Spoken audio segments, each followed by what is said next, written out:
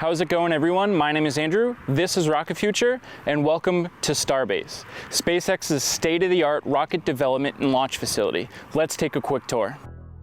SpaceX's Starbase facility is situated just about as far south as you can get on the Gulf Coast of Texas, just a couple miles from the Mexico border. This is where SpaceX is building and testing the next-generation launch vehicle called Starship. We'll talk more about Starship in our Starship 101 video, but for now, all you need to know is that on the day that Starship finally lifts off, it'll likely be the world's largest and most powerful rocket ever.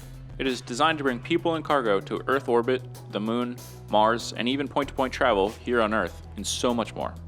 We're going to start with today's tour with the Starbase production site, aka the build site, where SpaceX is actually building these colossal rockets. Okay, so let's start here at the Rocket Garden. As you can see, there's all these vehicles here. Crews are actually working on Starship S-24 at the very moment, getting this ready for a launch, hopefully sometime in the next month or so. But this is where SpaceX keeps all the vehicles that are either retired or just out of way so they can work on it and not have it be in the way down at the launch facility or at the build site. And from right to left, we have Starship S-20, S-24, which is again being worked on for hopefully to be launched sometime in the next month or so. Just to the left of that is Ship 15, which launched and successfully landed. And all the way to the left, we have Starship S-26. As you can see, no heat shield tiles or flaps on S-26. Just behind the Rocket Garden, we have the High Bay on the right and the Mega Bay on the left. There's a third building called the Mid Bay, which is just out of view from this angle. And there's actually a new building being built just to the left of the Mega Bay, which we believe will be probably about the size of the Mega Bay. So these are the buildings they actually build these rockets in. They stack all those rings together and build the boosters and build the Starships right in these buildings. Turning around at the Rocket Garden and heading back towards Highway 4, we pass what's referred to as the Sanchez Site on the right and the Tiki Bar on the left. The tent on the right is used for the storage of various materials and parts. We turn left to head east on Highway 4, past the Stargate building on the left, and park right across from the entrance to the build site. All right, so here we are at the other side of the build site here, or the production site. You can get another angle of the High Bay and then a little bit further away, the Mega Bay. But again, these are where these rockets are put together. They build the ships, they build the boosters in these buildings, install the engines and all that good stuff. So these are an important part of Starbase here. Heading further east, we pass all of the other tents and buildings that make up the build site. We pass the SpaceX antenna and the Mars bar. It's about 2 miles between the build site and launch site, and this is the same journey that the ships and boosters make on their way to the launch site on the SPMT, or self-propelled modular transporters. As you can see, there's a large stretch of road here without much built. Starbase is surrounded by protected wildlife lands. Okay, so we're down here at the launch facility now, but we're on the suborbital side of the launch facility. So all the tanks you see here are for the suborbital tank farm, where they store the liquid oxygen, methane, nitrogen, everything that they need for testing on the suborbital pads, the 2 pads to the right side of those tanks. They'll do the cryo test there, they do static fires there of all the ships. So this is the suborbital side of the launch facility.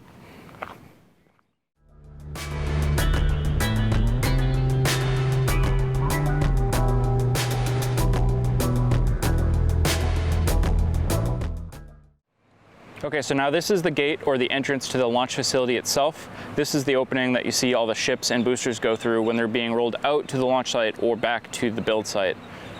And of course, just to the left, we're starting to see the orbital infrastructure, but we'll give you a better view for all that. Now, while we're over here, of course, we need to talk about Starhopper, also known as Hoppy. This is the first vehicle SpaceX ever built down here that actually flew. They installed one Raptor engine on Starhopper and flew it to a height almost as tall as the launch tower. Of course, the launch tower wasn't here back then, but such an important piece of Starship history. We'll talk more about that in Starship 101.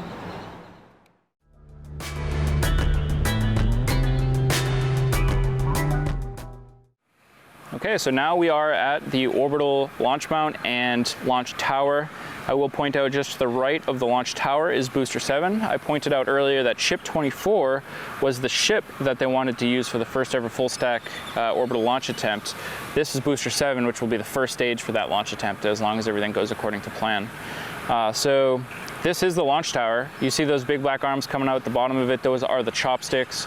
Those can be used to lift the booster onto the launch pad and then the ship onto the booster. And eventually those could be used to catch a returning booster from launch, which would be absolutely insane. You'll hear folks refer to the orbital launch mount as the OLM, launch pad, any of those things. And the launch tower, generally speaking, launch tower, OLIT sometimes, orbital launch integration tower, orbital tower, all those types of things. But they all mean the same thing. So this is the orbital tank farm. Much bigger tanks, again, the liquid oxygen, methane, nitrogen, everything you need for the orbital pad. The methane tanks are actually horizontal and just out of view here, so we can't see those. But 8 of these big tanks here make up the orbital tank farm. All right, here's a bit better of a shot of the actual launch mount itself. Folks working hard to get everything ready for launch day. A lot of work being done today, especially. A lot of noise coming from the pad today. I'm curious exactly what they're doing over there. But this is just at the base of the launch tower, the orbital launch mount. Here's another view of those chopsticks. And then the whole facility. Now we're heading out of the launch site back west, a few miles past the build site to the Masseys Testing facility. This is a relatively new area here at Starbase. Masseys was previously a gun range until SpaceX bought the land. The gun range now has land up the street a bit closer to Brownsville. We're still learning what can or can't be done at Masseys, but so far we've seen some nose cone tests and even a cryo test of Ship 25.